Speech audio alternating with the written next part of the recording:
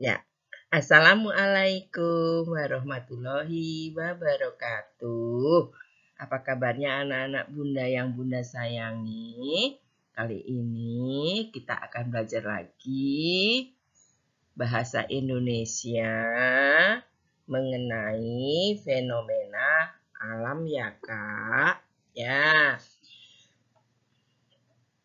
Di sini kompetensi dasar yang akan kita lalui yaitu 3.9 mengidentifikasi informasi dari teks eksplanasi berupa paparan kejadian suatu fenomena alam yang diperdengarkan atau dibaca.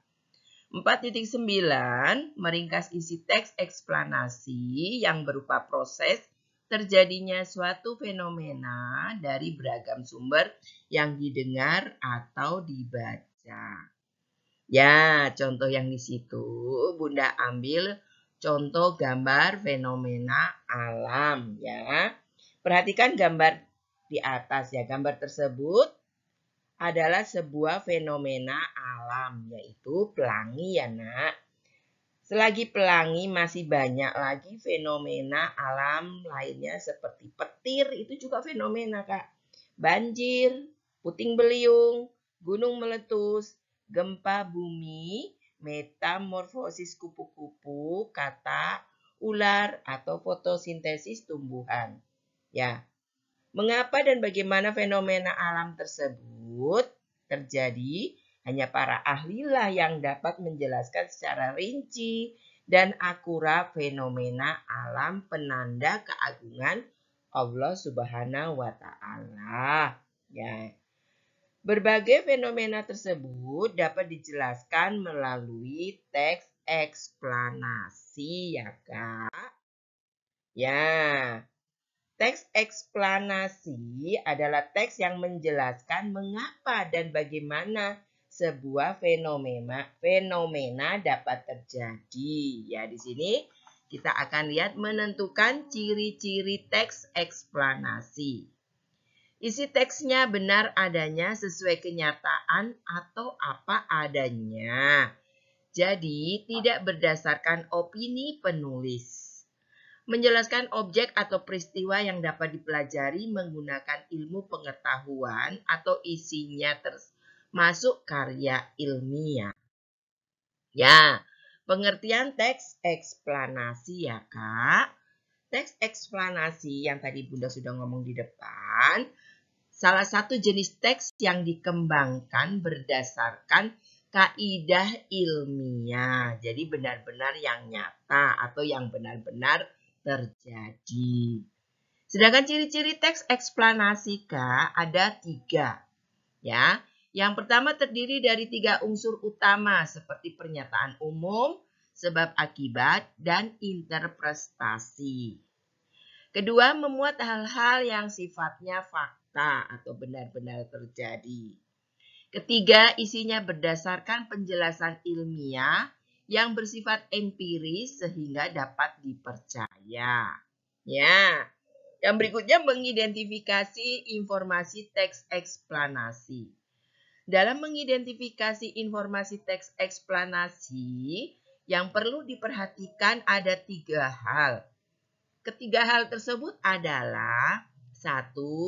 Membaca teks eksplanasi ya, setelah dibaca baru nanti dijelaskan ya Kak. Yang kedua bertanya. Ya. Yang ketiga mengenai isi teks eksplanasi. Untuk jelasnya, kita perhatikan beberapa paragraf di bawah ini. Bunda akan membacakan paragraf 6 paragraf. Ya, ini tentang gempa bumi, Kak.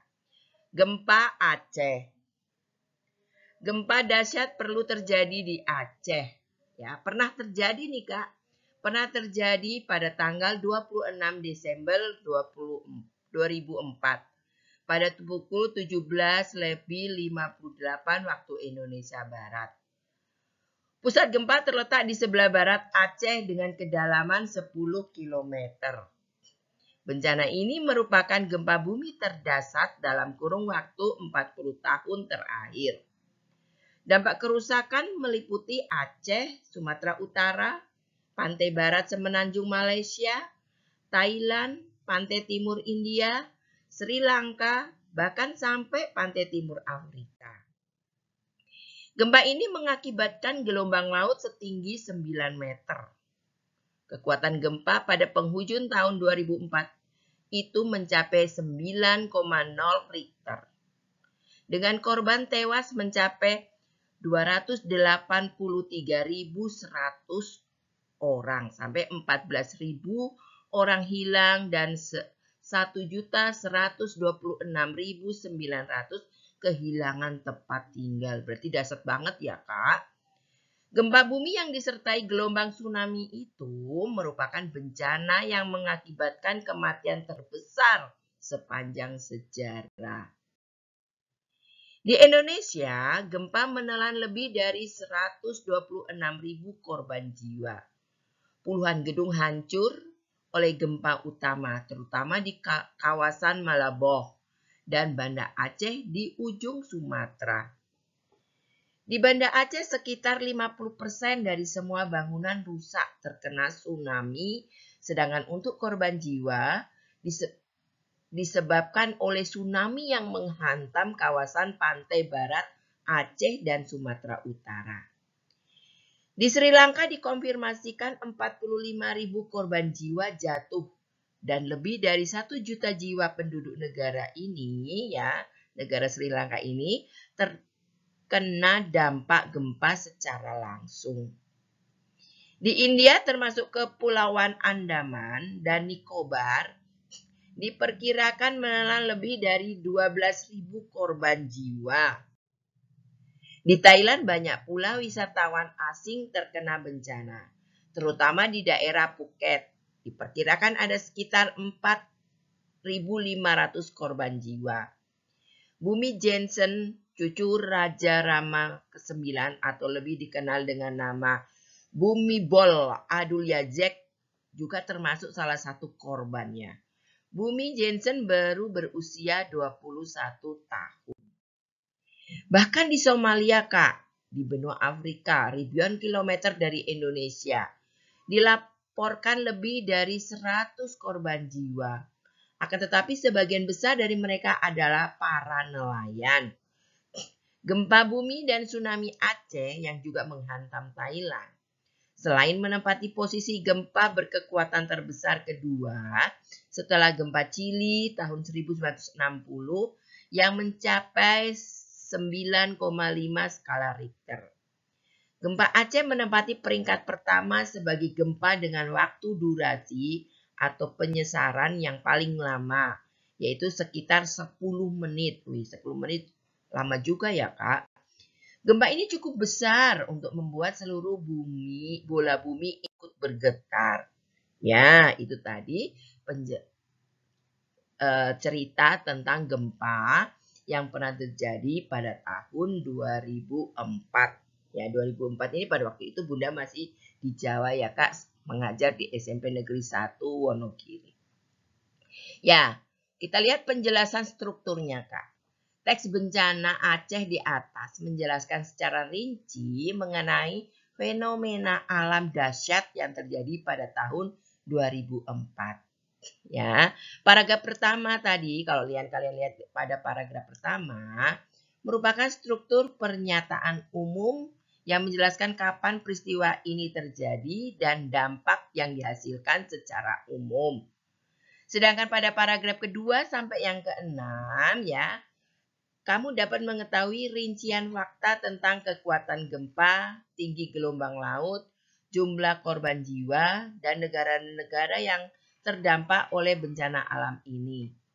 Paragraf-paragraf yang menjelaskan secara detail termasuk ke dalam struktur penggambaran. Sedangkan rangkaian kejadiannya ya pada paragraf terakhir ya, Kak, ya. Kembali dijelaskan mengenai ulasan dahsyatnya bencana alam gempa dan tsunami Aceh ini yang membuat bola bumi ikut bergetar. Ya, berarti, Kak, teks di atas terdiri atas paragraf-paragraf ya, ada 6 paragraf. Setiap paragraf mengusung sebuah topik, yaitu tentang terjadinya arus energi atau terjadinya kedahsyatan gempa tersebut. Adapun kalimat-kalimat yang mengisi setiap paragrafnya berupa fakta atau kejadian yang benar-benar terjadi. Fakta itu dirangkaikan dengan pola kronologis atau urutan waktu, ataupun secara kausalitas atau sebab akibat. Ya Kak?